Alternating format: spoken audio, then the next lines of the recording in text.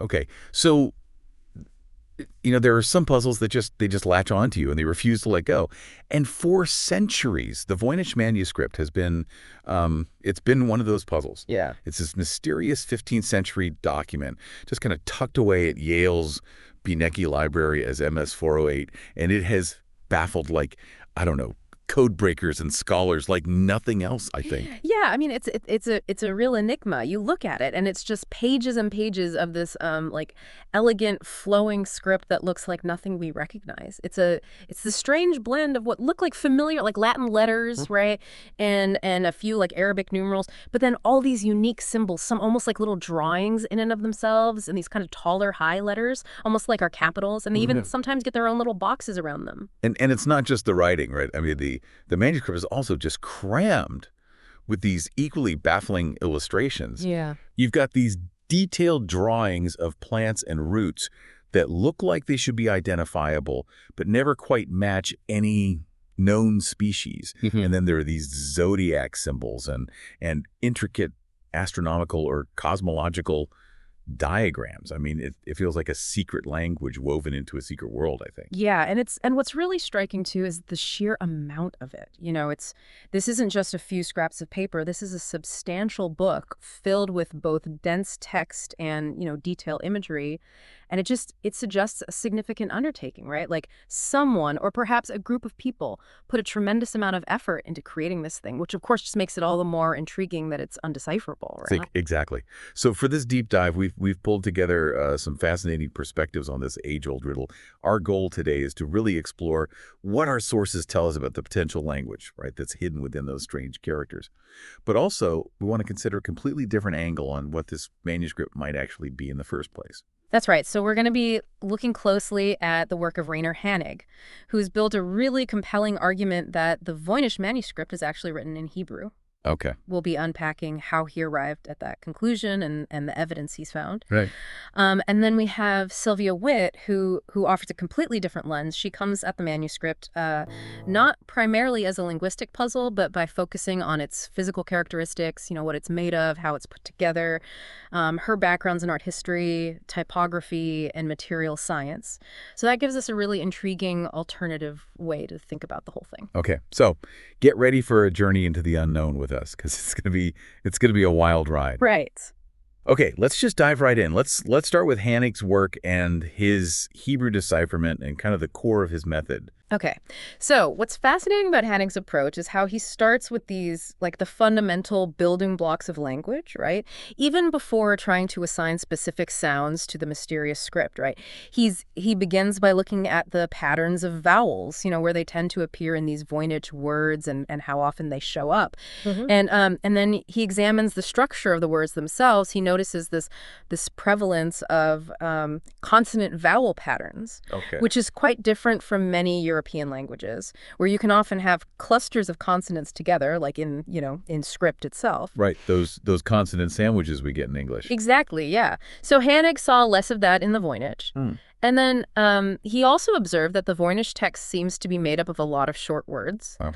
This led him to consider Semitic languages like Hebrew and Arabic, which often have word structures that are built around a core set of usually 3 consonants. Think of it like a root that then gets different vowels and prefixes or suffixes added to create different words with related meanings. So he's starting to kind of narrow down the possibilities based on these, I don't know, these fundamental structural clues, almost like a forensic linguist examining the DNA of the text. Yeah, that's a good analogy. So how does he then kind of pinpoint Hebrew specifically? How does he get there? Well, this is where his process of elimination comes in, right? Right. So he considers Arabic, which is another major Semitic language. Sure. However, he notes the consistent absence of the Arabic definite article el or al at the beginning of Voynich words, which is a very, very common feature of Arabic. Yeah. Then he considers Aramaic, but reasons that while it was used in Europe, it was primarily alongside Hebrew in religious or scholarly contexts, not typically as a standalone written language in the same way. Interestingly, though, he mentions a computer analysis from the University of Alberta that actually suggested Hebrew with a very high probability, around 80%. Wow. Yeah. That sounds like a pretty strong indicator. It does, right. But here's where it gets even more interesting. So despite that strong statistical likelihood, when the researchers tried using Google Translate with Hebrew on some of the Voynich text, the results were, to put it mildly, nonsensical. Oh, wow. Yeah, Hannig points out that the translation of the very first sentence they tried to translate came out as just gibberish, making no sense at all, either word by word or as a whole. So while the computer was pointing to Hebrew, the initial attempts to get meaning out of it just failed completely. Huh. That's a crucial reminder that correlation doesn't equal causation, I guess. Right, exactly. So the statistical hint wasn't enough on its own. It sounds like the unique nature of the Voynich-Manuskript itself was throwing up some serious roadblocks. It was. I mean, Hannig discusses several key challenges. One is that many of the Voynich characters just look very similar to each other. Right. Making it incredibly difficult to be sure if you're looking at one letter or another. There's also the very real possibility that some of these unique symbols might not represent single letters at all, but rather combinations of sounds like a digraph in English, Right. Think, or thluff. Right. And then there's the EVA, the European Voynich alphabet. Yeah. This is the standard system that researchers use to transcribe the strange Voynich characters into our familiar Latin alphabet so that we can study them. And it's been incredibly useful for analysis.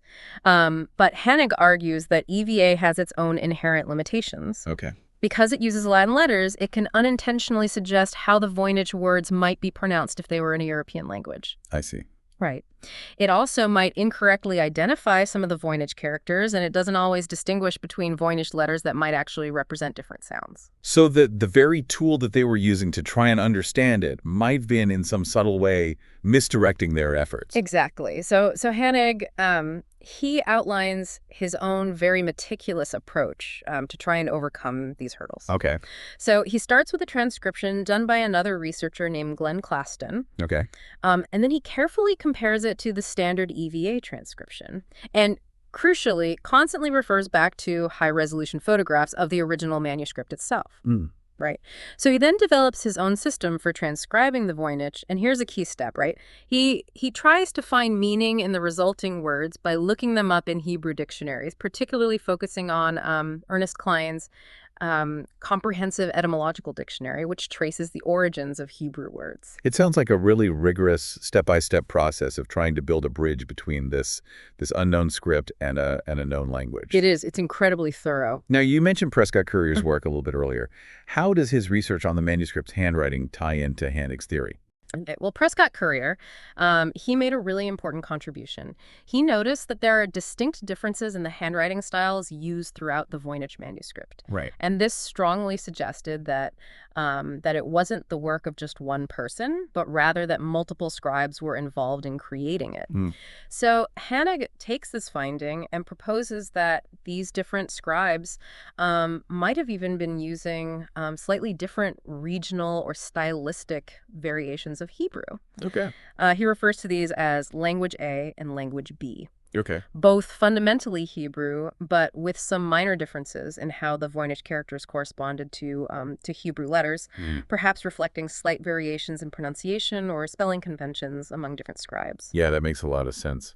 If it was a collaborative project, you would expect to see some individual quirks or even regional linguistic flavors creeping in. Yeah, absolutely. So going back to the language itself, how does Hannig's analysis of the vowels and the overall word structure in Voynich, how does that further support his idea that it's Hebrew? Okay, well, he observed that in the Voynich text, there's a very clear and consistent pattern of consonants and vowels alternating. Okay. Much more so than you typically see in many European languages. And as we discussed earlier, this kind of structure is a hallmark of Semitic languages. Right. When he looks at the short words in Voynich, he sees them as potential indicators of the trilateral root system common in Semitic languages. Remember that idea of a core set of three consonants? Yeah. So Hannig argues that these short Voynich words might represent those core consonant roots. And he even gives us an example of a string of these short Voynich words, doesn't he? It looks like fatis.howl.ar.etain.acre.acol.sori.cta.eras.y.cor.sholdi. Yeah. I mean, it's quite intimidating at first glance. It certainly is. Yeah. But if you try to mentally strip away the vowels, Hannig argues that you start to see underlying consonant patterns that could align with that Semitic root structure. Right. He also points out something else, which is the presence of these distinctly European-looking elements in the illustrations. Okay. Things like castles, clothing styles, and the depiction of zodiac signs. This, he argues, strongly suggests that the language being used in the manuscript, whatever it is, was being used within a European context. Okay. And that narrows down the Semitic language possibilities in Europe at the time, primarily to Arabic, Hebrew, or Aramaic. Okay. And then, as we discussed, he makes his case for Hebrew being the most likely candidate. Okay, so the European visuals combined with these Semitic language-like structures start to paint a more specific picture. Right. Now, what about some of the more specific linguistic features he identified? You mentioned the Hebrew definite article earlier. What about that? Yeah, this is a really interesting piece of the puzzle. So Hannig noticed that many Voynich words begin with what looks like a single vowel, the letter O in our transcription. Okay. He proposes that this could be a shortened form of the Hebrew definite article ha, which is the equivalent of the in English. Right. And the H sound at the beginning of words wasn't always pronounced in certain European Jewish communities, particularly those in French-speaking areas. Okay. So this ha might have been reduced in spoken language to just the vowel sound O, and then that's what was reflected in the written Voynich-Manuskript. That's a really clever piece of detective work, connecting potential shifts in spoken Hebrew within specific European communities to this unusual feature of the Voynich writing. Yeah, it's really neat. Yeah. And he goes even deeper into how these pronunciation changes among European Jews could have affected other Semitic sounds, Okay. leading to variations and, the complete dropping of certain sounds or the merging of others. He references the work of linguist A.Z. Idelsohn, who documented at least 9 different regional pronunciations of Hebrew in the early 20th century. Wow.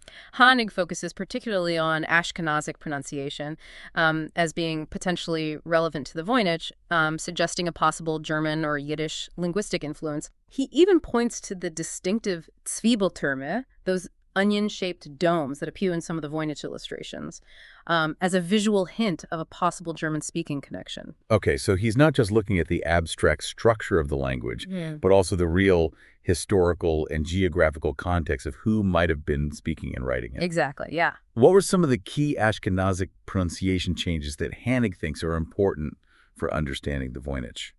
All right, so he highlights several important shifts. The H sound was often not aspirated, meaning it wasn't pronounced with that little puff of air we use in English. Right. The T sound and the emphatic E sound often merged.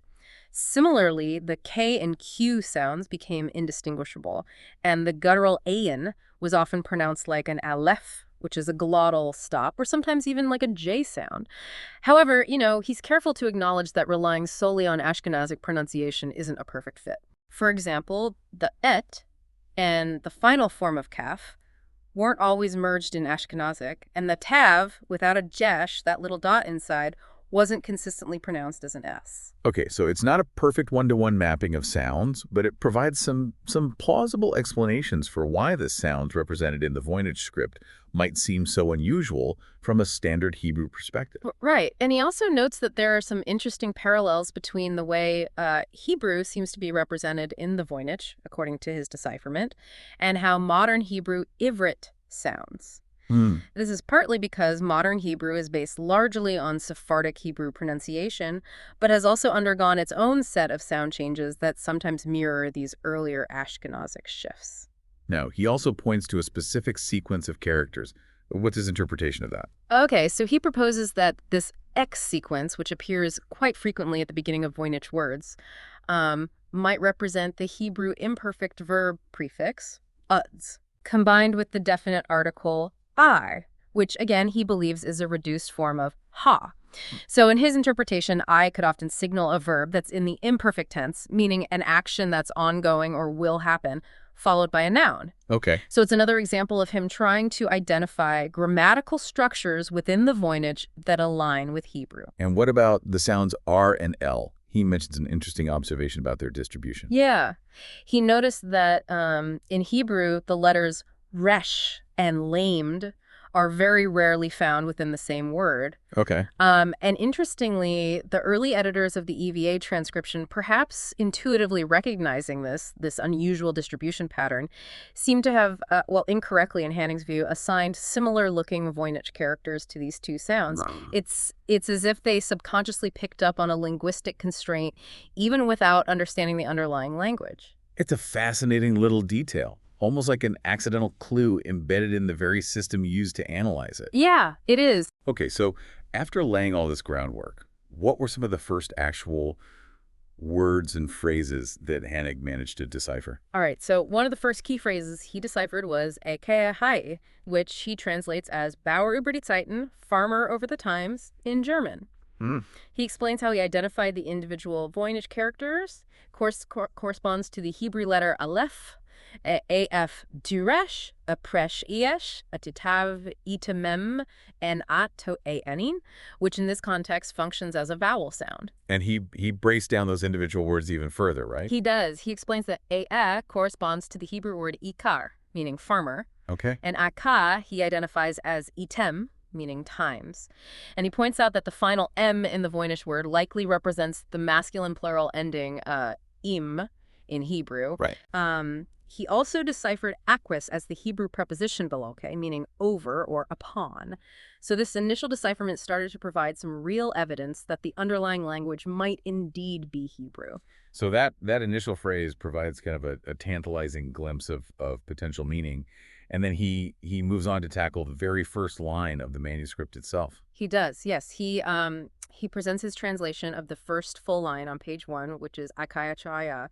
He translates this as Stunte Ackersmann über Zeiten, grown farmer over times in German. Okay. Here he deciphered Aggersaya as Jinesh, meaning groaned. Okay. He notes that the expected form of this verb in a particular Hebrew grammatical construction might have involved a doubled N, none, and he suggests that the Voynich character, which he identifies with none, can also sometimes represent a dagesh forte, which is a way of indicating that a consonant is doubled in Hebrew pronunciation. Okay, so he's not just finding individual word matches, but even seeing potential connections to Hebrew grammatical structures and phonetic rules. Exactly. Now, the Voynich is famous for those distinctive gallows characters, those symbols that look a bit like little flags hanging from a post.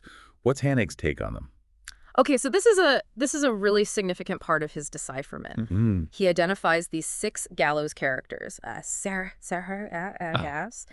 he points out their visual resemblance to the begagafat letters in Hebrew, bet, gimel, delay, baf, p, and tav. Right. What's special about these Hebrew letters is that they have 2 possible pronunciations. A hard stop consonant sound when they have a dagesh lane, that little dot inside, and a softer fricative sound when they don't. Okay. Hannig provides a detailed list of the correspondences he's identified between these Voynich gallows characters and the Hebrew begad kafet letters, both with and without the dagesh. So those really distinctive symbols in the Voynich, they're not just decorative flourishes. They might actually represent a key phonetic feature that's specific to Hebrew. That's a pretty powerful connection. Yeah, absolutely. And he also looks at what are called the littera finales in Hebrew. These are the letters kaf, mem, nun, pa, and sadi that have different forms when they appear at the end of a word. Right. And he identifies corresponding end-of-word signs in the Voynich. Okay. So the character that looks like a lowercase m for en-mem, a similar but slightly different character for en-nun, and a p-like character for en-sadi. He also suggests that the asterisk-like symbol and the character that looks like a capital N might represent end-kaf and end-p, although he notes that these identifications are still a bit tentative.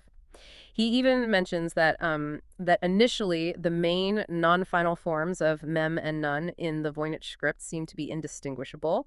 It's like he's slowly but surely reconstructing a whole alphabet, and even so the grammatical rules that might be at play. And he provides a kind of interim Rosetta Stone, a table of these potential correspondences at this point in his work, doesn't he? Yeah, he compiles a list of the 22 Voynich characters for which he believes he's found plausible Hebrew equivalents. Okay. And he continues to refine this by looking at other specific characters within the manuscript. Sure. For example, he identifies the Voynich character that looks like a T with a tail as the Hebrew letter zayin, based on a short Voynich word, ze, which he believes corresponds to the Hebrew word ze, meaning this.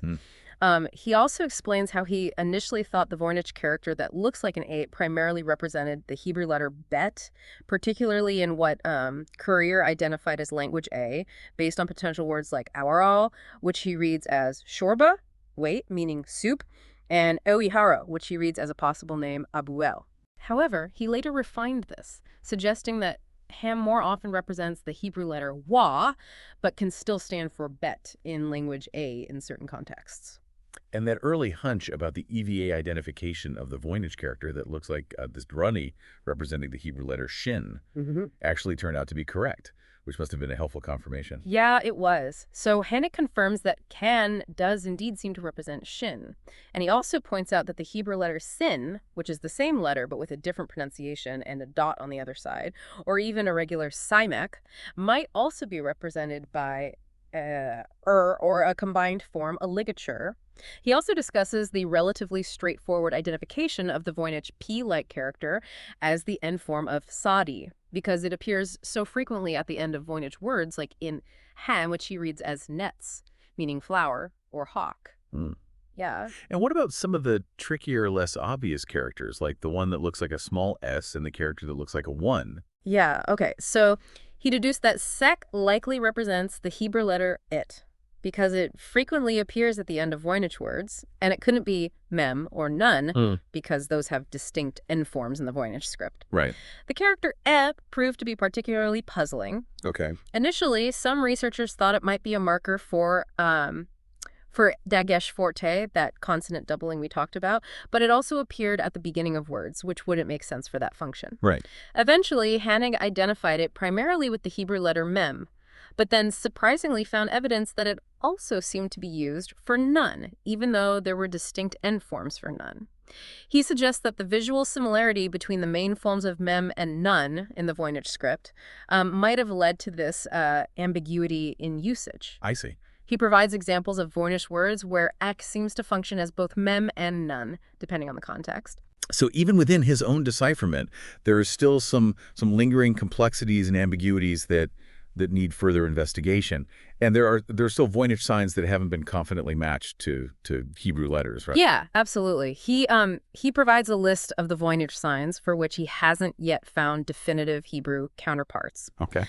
This includes likely candidates for letters like samech, another form of wa, the final form of pe, sadi, the final form of pe, sin, shin, none, as well as various ligatures, those combined characters, and some unusual unique signs like off. Okay. He also revisits the possibility that the N-like character might actually be the final form of pe and the asterisk, the final form of kef. Okay. So the puzzle is far from completely solved. Right. And what about the vowel sounds and other modifications to the consonants? How does he account for those in the Voynich script? Okay, so he identifies the Voynich character that looks like a small I as representing the vowel I, corresponding to the Hebrew hierarch, the single dot below a consonant.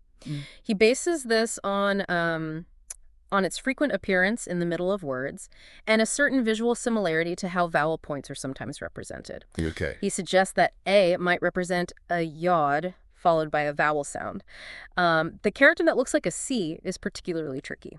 Okay. Initially, it was thought to represent the vowel U, the Hebrew quibus, 3 dots arranged diagonally below a consonant, but it also seems to function similarly to that Ea character as a marker for dagesh forte, indicating a doubled consonant.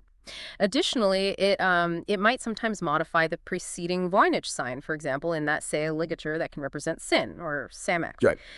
When its function is unclear, he transcribes it with an apostrophe. No. He also proposes that a double C might represent a wa, followed by a vowel sound. It sounds like deciphering this manuscript is like trying to understand a language that not only has a unique alphabet, but also potentially different ways of indicating vowels and consonant modifications than we're used to. And after all this analysis, he actually provides some examples of translated text from the manuscript itself, right? He does, yeah. He presents interlinear translations showing his proposed Hebrew reading alongside the original Voynich, and then an interpretative translation into German. Of the first paragraph on page 1 of the manuscript, it's really fascinating to see the Hebrew words he believes he's identified and how they might fit together to form sentences and convey meaning within the context of the illustrations on that page. He even points out a potential reference to a historical figure, possibly Abiles or Abulafia, in the, quote, attribution. He then does the same detailed breakdown for the second paragraph on page 1, where he suggests a possible reference to Ben el-Thiba, potentially linking to either the renowned medieval Jewish translator Jehuda ben Saul ibn Tibbon, or to David ben Yom Tov and some well-documented issues he had with his marriage. Yeah. Hanig also provides interlinear translations of excerpts from the third and fourth paragraphs on the same page, highlighting potential zodiacal references with the words Stier, German for Taurus, and Lamb, German for lamb, referring to Aries, as well as identifying words like Shim, meaning name or God, and Po, meaning here. Oh. So he's moving beyond just identifying individual letters and words to trying to understand the text in larger, meaningful chunks. Yeah, it's a really detailed and in many ways compelling linguistic argument that Hanig builds. Yeah. But now we're going to take a sharp turn and look at the Voynich manuscript through a completely different lens, through the eyes of Sylvia Witt and her perspective based on material analysis. Okay. So what's her starting point? Okay, so Witt approaches the Voynich from a completely different angle. Instead of focusing on trying to decipher the script as a language, she emphasizes the critical importance of examining the manuscript itself as a physical object. Okay. Her central argument is that high-value, important handwritten books produced during the medieval period were typically created with great care, using the best quality materials available and employing highly skilled craftsmanship. Which makes perfect sense when you think about it. If you're trying to preserve, important knowledge for posterity, you'd want it on the most durable and well-prepared material. Exactly. And this is where the Voynich manuscript, according to Witt's analysis, presents some significant anomalies. Okay. She describes the parchment, the animal skin that the manuscript is written on, as being surprisingly poor quality. It's coarse, full of holes, and in some places, larger tears and holes have actually been sewn up. She also notes that the individual pages, or leaves, are often crooked and warped, suggesting that these imperfections were present in the parchment before any writing or drawing even began. So the very foundation of the manuscript wasn't what you would expect for a text that was intended to be, significant or long-lasting. Right, exactly. Witt argues that such substandard materials simply wouldn't have been chosen for an important text at the time, especially considering that the ability to produce much higher quality parchment was readily available. Right. Given the estimated time frame of 1404 to 1438 for when the parchment was made, and a slightly later date for the ink. She also points out the presence of very large sheets of parchment that were folded to fit into the